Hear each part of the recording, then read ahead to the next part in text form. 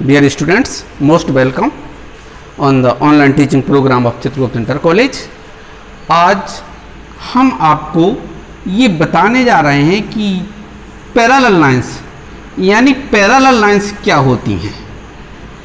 To parallel lines जिनको आगे पीछे कितना भी बढ़ाया जाए कभी एक दूसरे को इंटरसेक्ट नहीं करती। पैरेलल लाइन, जब इन दो पैरेलल लाइंस को कोई एक त्रियक रेखा इस तरीके से ये प्रतिच्छेद करती है, इसको कहते हैं ट्रांसवर्सल लाइन। निस्संदेह दो समांतर रेखाओं को जब एक त्रियक रेखा काटेगी तो दो बिंदुओं पर काटेगी। सपोज एक बिंदु ए है P और दूसरा बिंदु है Q। इन दोनों बिंदुओं पर कुछ एंगल्स बनेंगे। जिस तरीके से देखिए, एक ए एंगल बना ऐसा, एक ए एंगल है, एक ए भी है, एक ए भी है। कितने एंगल बने ये? 4। सपोज ये 1, इसको नाम दिया 2, इसको नाम दिया 3, इसको नाम दिया 4, इसको नाम दिया 5, इसको नाम दिया 6, इसको नाम दिया 7, इसको नाम दिया 8। ये दो समांतर रेखाएं हैं ए बी, सी डी। दो समांतर रेखाएं हैं कौन कौन सी? ए बी समांतर सी डी। एक त्रियक रेखा ई एफ, इनको पी और क्यू पर प्रतिच्छेद करती है। इस प्रकार 4 एंगल्स यहां बिंदु पी पर और 4 एंगल्स क्यू पर बनते हैं। हमें आपको बताना है करस्पॉन्डिंग एंगल, संगत कोण।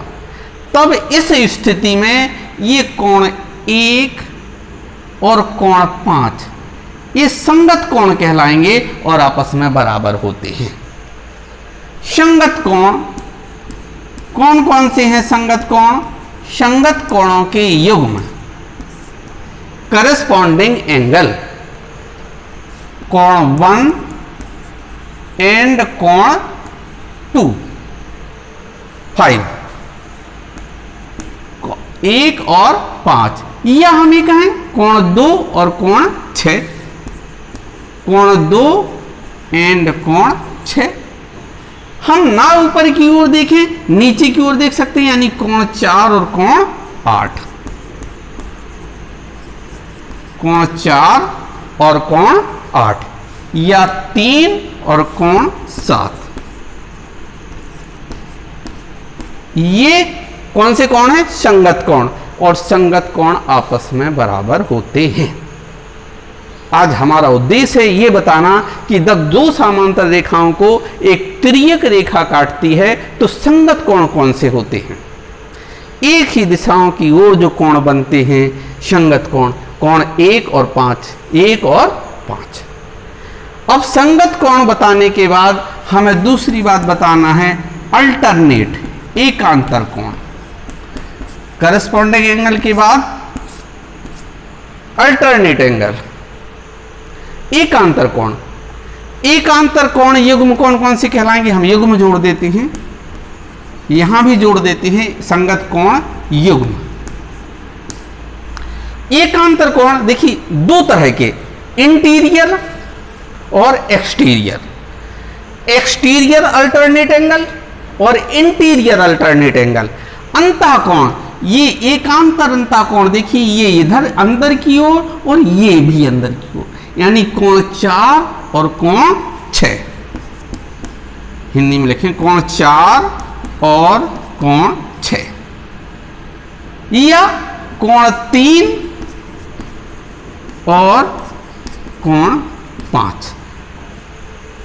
3 और 5 ये कौन से कोण है? एकांतर कोण।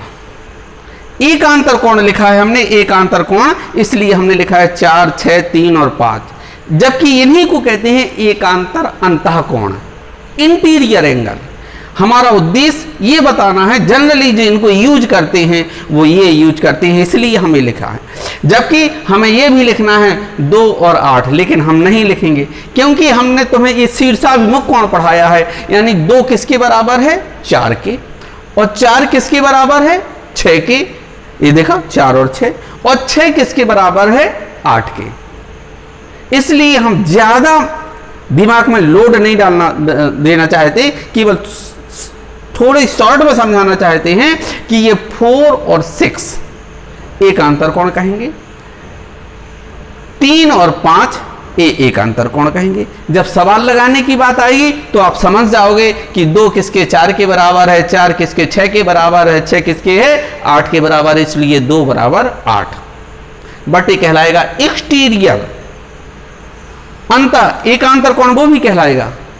तो अभी हमने बताया है एकांतर कोण एक में 4, 6, 3 और 8।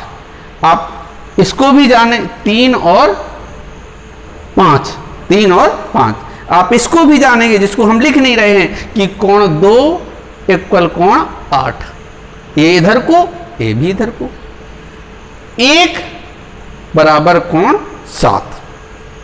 तो हमारा उद्देश्य संगत कोण बताना, एकांतर कोण बताना। शीर्षाभिमुख कोण हम पहले बता चुके हैं। एक बात और बताना है, एक ही ओर के अंतः कोण ये 4 और 5 अंतः कोण युग्म, अंतः कोण युग्म, एक ही ओर के अंतः कोण युग्म, एक ही ओर बन रहा है। देखो ये 4 और 5, इनकी जो प्रॉपर्टी होती है, इनका जो गुण होता है वो क्या होता है, कोण 4 प्लस कोण 5 इज इक्वल टू 180। इनका गुण होता है कोण 4 और कोण 6 तथा कोण 4 बराबर कोण 6। गुण लिख लीजिए। यहां भी कोण 3 बराबर कोण 5, यहां भी, और कोण 1 बराबर कोण 5, कोण 2 बराबर कोण 6, कोण 4 बराबर कोण 8, कोण 3 बराबर कोण 7। मेनली हमारा बताना है संगत कोण युग्म, ये संगत कोण कह लेते हैं और बराबर होते हैं। ये एकांतर कोण कहलाते हैं और बराबर होते हैं। ये एक ही ओर के अंतः कोण है 4 और 5, इनका योग 180 अंश होता है। 3 और 6, 3 और कोण 6 तथा इनका जो गुण है वो क्या है, कोण 3 प्लस कोण 6 बराबर 180। ये जो हम एक्सरसाइज के सवाल लगवाएंगे उनमें इनका बहुत ज़्यादा प्रयोग होगा, अतः इसको अच्छी तरह से बार बार देख के समझना है।